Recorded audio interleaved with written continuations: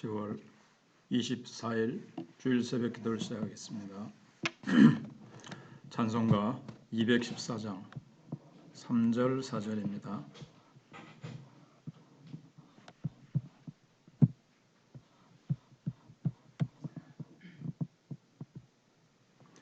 내 힘과 결심 약하여 늘 깨어지기 쉬우니 주 이름으로 구원해 날 받아주소서. 내 모습 이대로 주 받아주소서.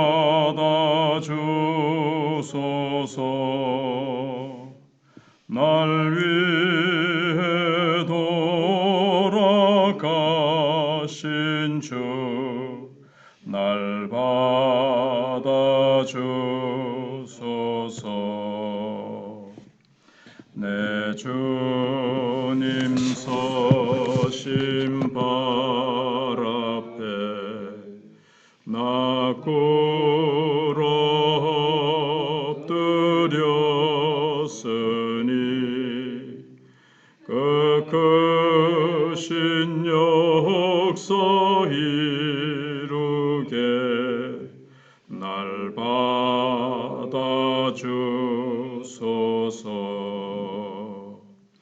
내 모습 이대로 주 받아주소서. 날 위해 돌아가신 주 날 받아주소서. 아멘. 하나님 말씀 레위기 2장 11절로 16절입니다.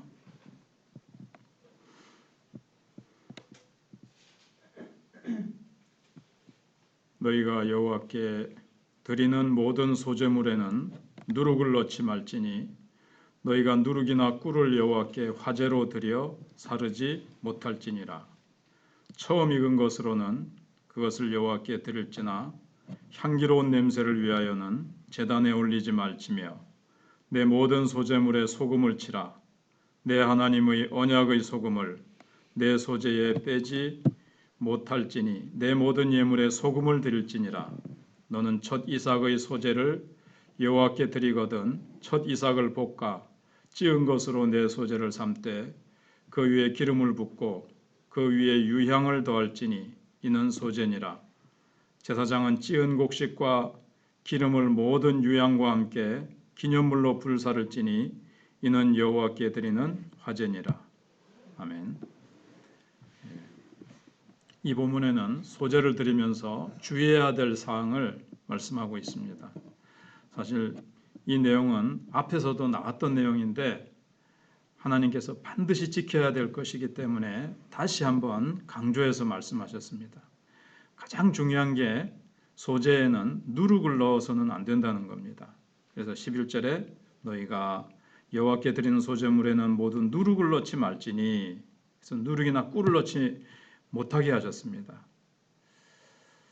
만약에 이스라엘 백성들이 소제를 드리면서 그 안에 누룩을 넣는다면 이것은 하나님의 이 소제를 드리는 규칙을, 법칙을 깨는 겁니다. 이것은 하나님께 자신의 생명에 대한 감사를 드리려고 하다가 오히려 하나님을 멸시하는, 하나님의 말씀을 어겼으니까 오히려 하나님을 멸시하는 것으로 그의 생명이 오히려 하나님 앞에서 단절되고 말 것입니다. 그래서 모든 이스라엘 백성들은 그 이유를 알든지 모르든지 하나님께 바치는 소제는 누룩을 넣어서 빵을 부풀려서는 절대로 안 되는 것입니다. 이것은 우리가 하나님께 나아갈 때 있는 모습 그대로 나아가야 하며 특히 하나님 앞에 솔직한 것이 은혜 받는 비결임을 가르쳐주고 있습니다. 근데 이 주의사항에는 한 가지가 추가되어 있죠. 꿀도 넣어서는 안 된다는 겁니다. 사람들이 요리를 할 때 꿀을 넣으면 단맛이 나게 됩니다. 하나님께는 요리하는 과정에서 뭐 저절로 단맛이 그 곡식이나 어떤 그런 데서 우러나오는 것은 상관이 없지만 일부러 꿀을 넣어서 단맛을 내는 것은 하나님이 원치 않으셨습니다. 그것은 하나님의 백성들도 나지 않는 맛을 일부러 막 내려고 하지 말라는 겁니다. 그러니까 그야말로 우리가 찬송한 대로 내 모습 이대로 주받으시옵소서 하는 거죠. 영국에 어떤 목회자가 있었는데 그분은 지성적인 분이 아니었습니다. 공부를 많이 하지 않고 뭐 이렇게 아는 것이 좀 적었습니다. 그런데 그가 부임한 교회에는 지성인들이 많이 있었는데 그래서 이 목사님은 있는 모습 그대로 설교하려고 하지 않고 지성적인 설교를 하려고 애를 많이 썼습니다. 그 성도들에게 자기를 이렇게 좀 더 지성적으로 보이기 위해서. 근데 너무 그렇게 하는데 스트레스를 받은 나머지 병이 들어서 죽게 되었는데 이유를 알아보니까 이분은 자기에게 없는 맛을 내려고 애를 쓰다 보니까 그 지경까지 이르게 되었다고 합니다. 하나님은 우리 속에서 우러나는 맛을 원하시지 가식적으로 갖다 붙인 맛을 좋아하시지 않습니다. 많은 사람들이 조미료를 많이 넣는 음식을 맛이 좋지 않다고 말합니다. 실제로 먹어보면 조미료를 넣지 않고 음식 그 자체에서 우러난 것은 조미료 넣은 것보다 좀 맛이 떨어지는 것 같아도 그 본래의 맛이 사실은 더 좋은 것이고 질리지 않죠. 조미료를 많이 넣으면 질립니다. 그래서 나중에 금방 먹기 싫어집니다. 우리는 내 속에서 우러나는 맛이야말로 하나님이 나를 만드신 그 모습 그대로, 그게 가장 맛있는 것, 그것을 하나님께서 그냥 가장 기쁘게 받으신다는 것을 알고 내 고유의 맛으로 내 있는 모습 그대로 하나님을 우리는 섬겨야 됩니다. 그다음에 12절에 처음 익은 것으로는 그것을 여호와께 드릴지니 향기로운 냄새를 위하여는 단에 올리지 말지며 이렇게 말씀하고 있습니다. 처음 익은 것 중에서 가루를 낼 수 없는 것들이 있습니다. 채소 같은 거는, 과일 같은 것은 불에 태우면 아주 역겨운 냄새가 풍길 겁니다. 그래서 이런 것들은 처음 익은 열매를 하나님께 바칠 때 굳이 불에 올려서 태울 필요가 없다고 하셨습니다. 이런 열매는 하나님께 가져온 그대로 그 자체로 하나님께 바치면 됩니다. 이제 13절에 내 모든 소재물에 소금을 치라 그랬습니다. 내 하나님의 언약의 소금을 내 소재에 빼지 못할지니 모든 예물에 소금을 드릴지니라. 하나님께 바치는 예물이라고 해서 이 싱겁게 드리지 못하게 하셨습니다. 물론 이제 더 깊은 뜻이 있습니다만은 많은 우상 숭배자들은 이 일부러 제사에 바치는 음식은 이렇게 소금을 넣지 않습니다. 그런데 하나님은 결코 소금을 빼지 말라고 하셨습니다. 소금은 하나님과 우리 사이에 변치 않는 언약을 나타내기 때문에 그렇습니다. 옛날 이스라엘 사람들은 친구 집에 방문할 때도 소금을 들고 갔다 그래요. 그래가지고 음식 먹을 때 그 소금을 같이 이렇게 뿌려서 같이 음식에 뿌려서 먹었는데 변치 않는 우정을 우리 지켜나가자 이렇게 다짐하는 그런 의미가 있었다고 합니다. 마찬가지로 우리는 하나님께 예배드릴 때마다 세상은 변하고 인심은 변하지만 내 신앙은 변하지 않도록 지켜주옵소서. 하나님의 사랑도 변치 않음을 늘 기억하도록 하기 위해서, 그러니까 이게 소금 언약이라고 그러죠. 언약, 변치 않는 것, 그것을 나타냅니다. 예배의 형식이나 의복은 시대마다 달라질 수 있고 변할 수 있을지 몰라도 그 본질은 변화돼서는 안 된다는 거죠. 하나님을 향한 신앙, 하나님을 향한 사랑, 하나님을 향한 충성과 신실함, 이것은 여러 가지 상황이 바뀌어도 결코 바뀌어서는 안 된다는 것을 보여줍니다. 그 다음에 이제 14절, 15절, 이 부분도 이미 앞에서 설명된 부분입니다. 너는 첫 이삭의 소재를 여호와께 드리거든 첫 이삭을 볶아 찌은 것으로 너의 소재를 삼되 그 위에 기름을 붓고 그 위에 유향을 더할지니 이는 소재니라. 나왔던 건데 한 번 더 나오고 있습니다. 하나님은 곡식을 바칠 때 이삭 자체로 바치지 못하게 하시고 반드시 곡식을 볶아서 빻아서 가루로 만들어서 바치게 하셨습니다. 근데 여기에는 볶는다는 것이 이제 앞에보다도 하나 더 추가가 되어 있습니다. 그래서 하나님은 우리가 알갱이로 받쳐지는 것을 원치 않습니다. 완전히 가루가 되어야 됩니다. 나 자신이 깨어져서 형체조차도 없어졌을 때 완전히 부스러져서 고운 가루처럼 내가 그렇게 하나님 앞에 고운 가루가 돼서 받쳐져야 됩니다. 근데 소재는 아주 중요한 것이 이제 제사장의 몫이 강조되고 있습니다. 그래서 이스라엘 백성들이 소재를 바칠 때 일부만 바치고 나머지는 제사장이 음식으로 먹는다는 사실입니다. 하나님께서 이것을 통해서 이스라엘 백성들이 평안을 누리는 것은 이 제사장들의 수고와 희생이 있기 때문에 복을 누린다 하는 것을 깨닫게 하기 위해서 그렇게 된 겁니다.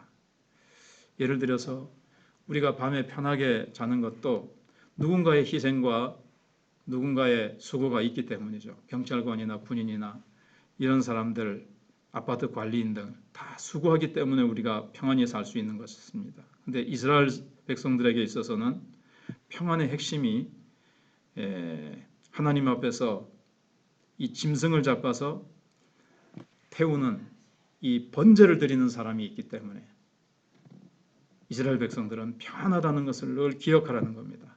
그래서 제사장들에게 이렇게 곡식의 일부를 드려서 그들을 이렇게 섬기면서 하나님 앞에 번제를 드리느라고 수고하는 이 하나님의 종이 있다.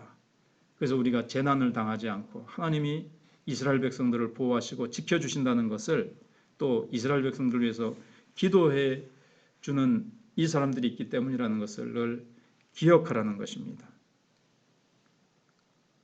그래서 이스라엘 백성들에게 가장 어리석은 것은 제사장을 무시하고 제사장을 흔들어 버리는 것입니다.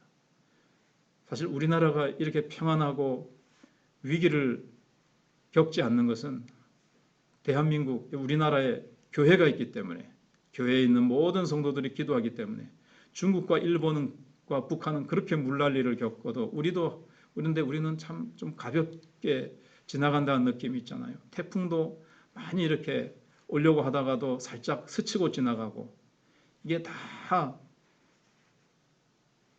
제사장들인 우리 하나님의 신약 성도들이 하나님 앞에 늘 기도하기 때문에 그렇다는 것을 사람들은 모르죠.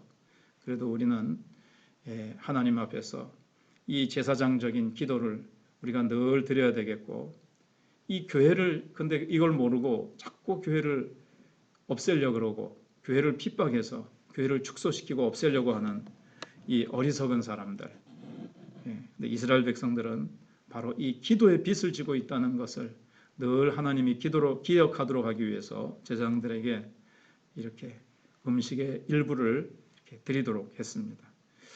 우리는 그들이 알든 모르든 바로 우리의 기도에 이 나라의 운명이 이 나라의 평안함이 평화가 있다는 것을 알고 늘 기도에 힘쓰는 우리가 되어야 되겠습니다. 기도하겠습니다. 하나님 감사합니다. 주일 새벽 저희들 이렇게 기도의 자리로 불러주시고 나라를 위하여 민족을 위하여 한국교회를 위하여 형제자매들을 위하여 교회를 위하여 기도하게 하심을 감사합니다. 하나님 앞에 우리가 늘 생명 주심에 대한 소재의 감사를 드리게 하신 것처럼 우리가 지금은 곡식을 빻아서 요리를 해서 또 이렇게 유향을 넣어서 바치거나 하는 절차는 밟지 않지만 우리가 예수 그리스도의 이름으로 항상 삶 속에서 순간순간 감사하며 우리의 모든 사건마다 하나님 앞에 감사하면서 살아가는 저희들 되게 해 주시고 하나님 예수 그리스도께서 지금도 하나님 보좌 우편에서 기도하고 계시기 때문에 우리가 주님의 뜻대로 의의 길로 인도함을 받고 있음을 감사드리며 하나님 세상은 이 교회의 기도 때문에 교회가 드리는 예배 때문에 하나님이 이 민족을 굽어 살피시고 지키시고 지금까지 함께 하셨다는 것을 알지 못하고 교회를 핍박하고 교회를 전멸하려고 하나 하나님 저들이 알지 못해서 그런 것이오니 용서하시고 하나님 저들이 정말 살아계신 하나님을 알고 위정자들이 살아계신 하나님을 두려워하며 하나님이 맡기신 공의를 시행하는 그 권세를 하나님이 위로부터 주셨다는 것을 깨닫고